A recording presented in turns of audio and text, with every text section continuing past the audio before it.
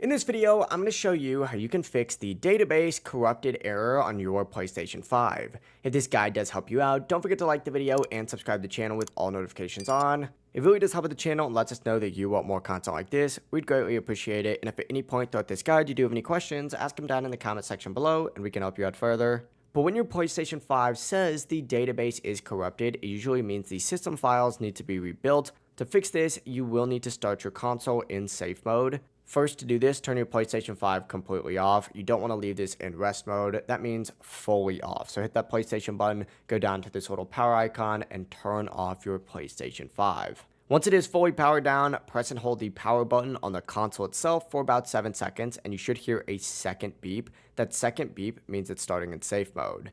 Next, go ahead and grab your controller and connect it directly to the console with a USB cable, and press that PlayStation button, and boom, you'll be in safe mode. From here, you're going to want to specifically choose clear cache and rebuild database. Obviously, I can't show this on the screen because it'll ruin the screen recording. But once you do that, select rebuild database on that next screen, confirm that choice, and the system's going to begin scanning your drive and rebuilding a clean database of all your content. This process isn't going to delete any of your games or your save data, it's just going to reorganize everything so that your PlayStation 5 runs a lot smoother. After it's done, go ahead and restart your console, and that database error should now be fixed. But yeah, it really is as simple as that. If you guys do have any questions, ask them down in the comment section below and we can help you out further. Before you leave this video though, make sure to like the video and subscribe to the channel with all notifications on. It really does help with the channel. It lets us know that you want more content like this. We'd greatly appreciate it. Have a great rest of your day though.